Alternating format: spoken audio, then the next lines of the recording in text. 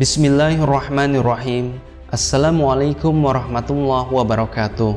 Sahabat yang dirahmati Allah, pada saat Abu Bakar As-Siddiq dibaiat menjadi khalifah di Sakifah Bani Sa'idah, beberapa sahabat termasuk Ali bin Abi Thalib tidak ikut dalam baiat tersebut. Seperti dikisahkan di buku Tartib wa Tahdzib Kitab Al-Bidayah wa Nihayah bahwa Ali bin Abi Thalib, Zubair bin Awam, dan Thalha bin Ubaidillah sedang berada di rumah Fatimah ketika Rasulullah wafat. Sementara itu, Abu Bakar, Umar bin Khattab, dan Abu Ubaidah bin Al-Jarrah pergi ke Sakifah Bani Sa'idah untuk menyelesaikan urusan kepemimpinan kaum muslimin. Dan musyawarah itu dilakukan tanpa kehadiran Ali bin Abi Thalib, sehingga beliau tidak langsung membaiat Abu Bakar sebagai khalifah.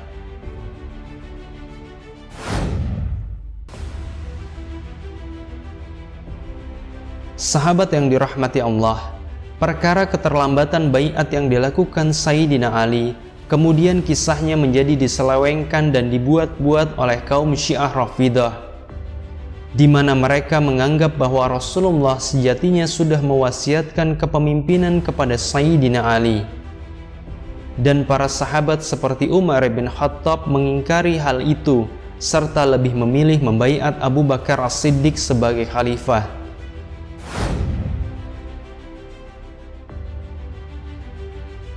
Sejatinya, bagaimana kisah keterlambatan Ali bin Abi Thalib dalam baiat Abu Bakar, dan mengapa Ali harus memperbaharui baiatnya lagi 6 bulan kemudian, serta apakah benar bahwa Rasulullah mewasiatkan kepemimpinan secara khusus kepada Ali, maka dalam video ini akan dibahas mengenai bantahan-bantahan terkait dengan perkataan dari Syiah Rafidah. Kisahnya diambil dari buku Tartib wa Tahdzib Kitab Al-Bidayah wa Nihayah dari Imam Ibnu Katsir.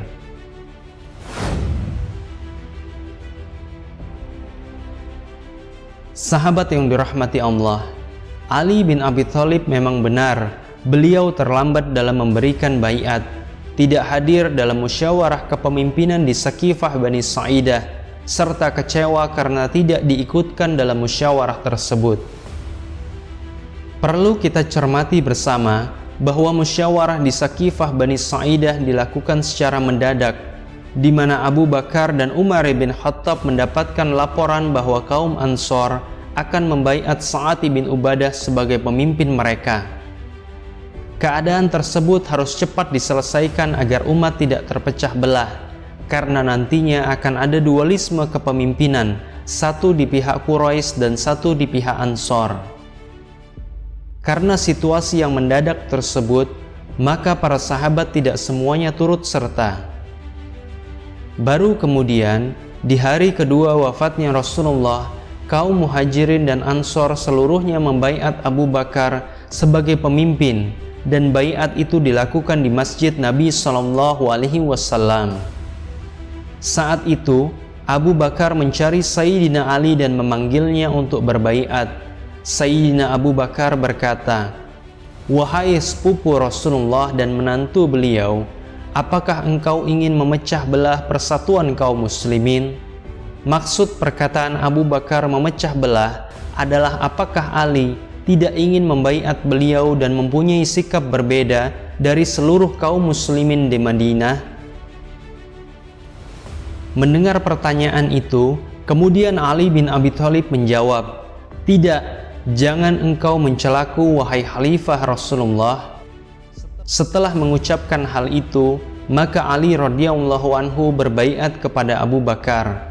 Baiat ini juga diikuti oleh sahabat mulia Zubair bin Awam.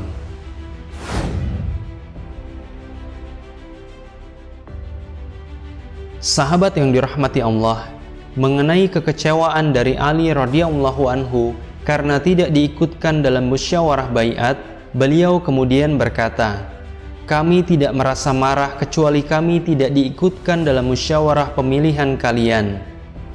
Namun, kami berpandangan bahwa Abu Bakarlah yang paling pantas menjadi pemimpin. Kita semua telah mengetahui kemuliaan dan kebaikannya. Dialah yang diperintahkan Rasulullah untuk menjadi imam sholat pengganti beliau." Dari penjabaran dan perkataan Ali radhiyallahu anhu di atas, maka telah jelas bahwa beliau melakukan baiat terhadap Abu Bakar setelah peristiwa Sakifah Bani Sa'idah, di mana beliau melakukannya sehari setelah itu. Dan beliau mengakui bahwa Abu Bakarlah yang memang utama dan paling pantas menjadi pemimpin penerus Rasulullah Shallallahu Alaihi Wasallam.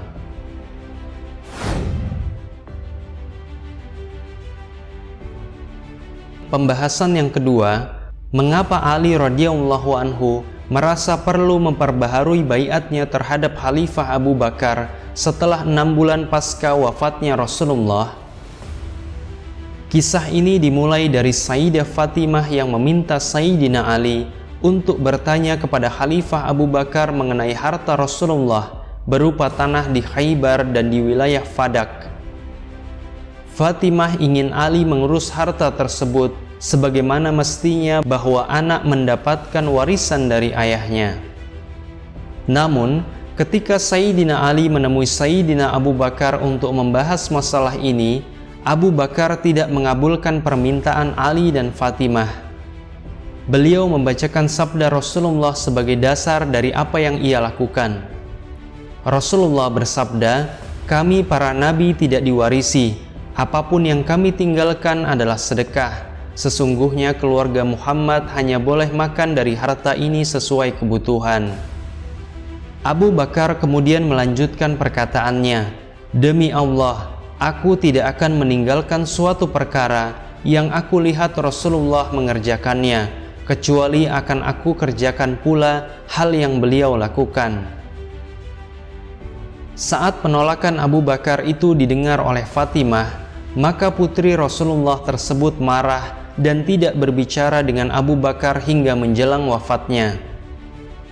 Pemboikotan ini terus terjadi hingga Abu Bakar meminta maaf menjelang wafatnya Fatimah dan beliau dimaafkan. Dan Fatimah radhiyallahu anha wafat 6 bulan setelah kematian Rasulullah Shallallahu Alaihi Wasallam.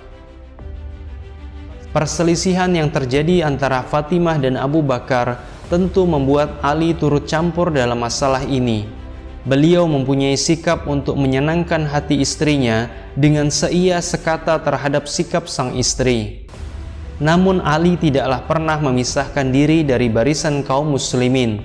Ali senantiasa sholat dengan Abu Bakar sebagai imamnya, dan bahkan beliau ikut dalam perang yang diperintahkan Abu Bakar untuk menumpas gerakan kaum murtad.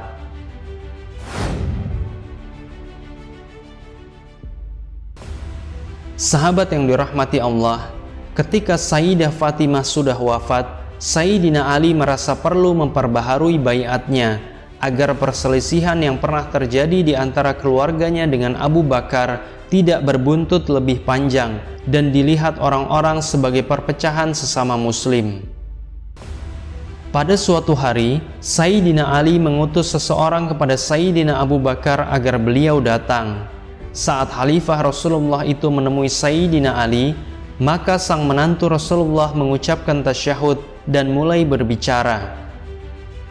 "Sesungguhnya kami telah mengetahui keutamaan Anda," ujar Sayyidina Ali, "dan sebenarnya kami tidak pernah merasa iri dengan kebaikan yang Allah limpahkan kepada Anda. Namun Anda memaksakan kehendaknya kepada kami, sementara kami menganggap bahwa kami masih memiliki jatah warisan dari harta yang ditinggalkan Rasulullah." Sayyidina Ali terus melanjutkan perkataannya hingga Sayyidina Abu Bakar menangis dan berkata, "Demi Allah, sesungguhnya kerabat Rasulullah lebih aku cintai dan aku utamakan dibandingkan kerabatku sendiri. Adapun perselisihan yang terjadi antara kami dan kalian, maka masalah harta warisan ini pada hakikatnya tidak pernah sedikit pun aku selewengkan. Tidaklah segala sesuatu yang dilakukan Rasulullah kecuali aku lakukan." Setelah isak tangis dan pengakuan Abu Bakar tersebut, Ali kemudian berkata, "Siang ini aku berjanji akan membaiatmu kembali." Sahabat yang dirahmati Allah, setelah sholat zuhur, Abu Bakar berpidato di hadapan kaum muslimin untuk menyampaikan mengenai perkara keterlambatan baiat dari Ali dan alasan yang melatar belakanginya. Kemudian Ali juga berpidato menyampaikan bahwa ia tidak ingin sama sekali menyaingi dan mengingkari keutamaan Abu Bakar. Dan Ali kemudian berdiri menuju Abu Bakar. Beliau melakukan baiat sebagai penyempurna dan penghilang berita perselisihan di antara mereka berdua. Kaum muslimin menyambut baik baiat ini, kemudian memberikan selamat kepada Ali dan menyampaikan bahwa sikapnya itu sudah benar dan sangat baik.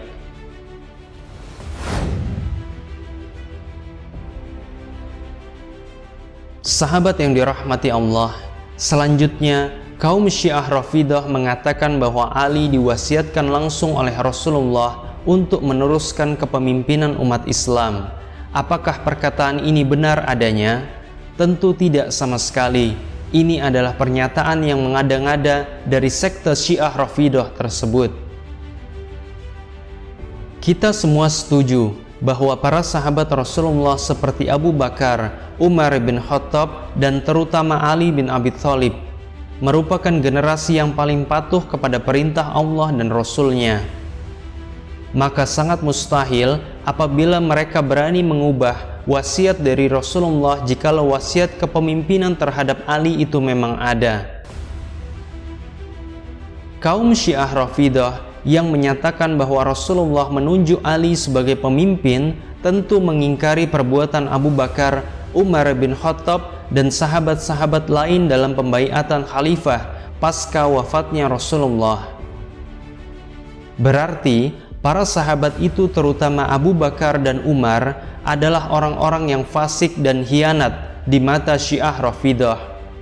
Maka orang-orang yang mencela para sahabat mulia Rasulullah tentu sudah menyalahi sabda-sabda beliau, di mana beliau selalu mengatakan kebaikan dan keutamaan para sahabatnya.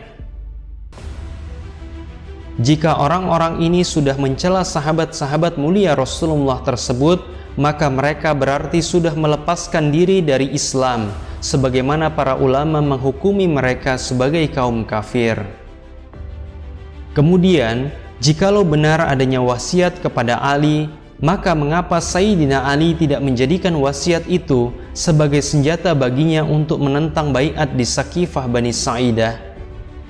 Mengapa beliau justru berbaiat kepada Abu Bakar di hari kedua setelah wafatnya Rasulullah? Mengapa pula beliau selalu menjadi makmum sholat Khalifah Abu Bakar dan mematuhinya untuk berperang melawan kaum murtad?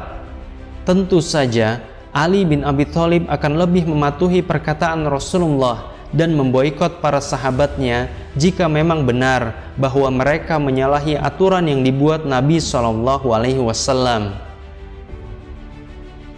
Sahabat yang dirahmati Allah, dikisahkan dalam kitab Dalail An-Nubuwah, sebuah kitab karya Imam Al-Baihaqi, bahwa seseorang bertanya kepada Ali radhiyallahu anhu, "Apakah Anda tidak memilih pengganti Anda untuk kami?" Kemudian Ali menjawab, "Rasulullah tidak pernah memilih penggantinya. Lalu kenapa aku harus memilih penggantiku?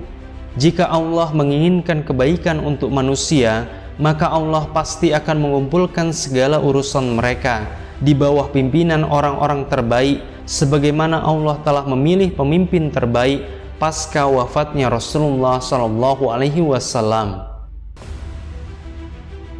Dari perkataan ini, maka jelas bahwa Ali sendiri yang mengatakan bahwa Rasulullah tidak pernah memilih penggantinya secara khusus. Namun Allah ridho kepada kaum muslimin sehingga Abu Bakarlah yang menjadi pemimpin menggantikan Rasulnya. Sahabat yang dirahmati Allah, semua penjabaran di atas semoga memperjelas bantahan-bantahan atas pernyataan kaum Syiah Rafidah yang mengatakan bahwa Ali adalah pemimpin yang diinginkan Rasulullah menggantikan beliau. Semoga ini menjadi ilmu yang bermanfaat bagi kita semua, dan semoga Allah senantiasa tunjukkan kepada kita jalan yang Allah ridhoi, dan Allah jauhkan kita dari pemahaman-pemahaman yang buruk mengenai agamanya. Saya sebagai narator cerita undur diri. Kepada Allah saya mohon ampun, kepada sahabat semua saya mohon maaf. Wallahu a'lam bissawab. Wassalamualaikum warahmatullahi wabarakatuh.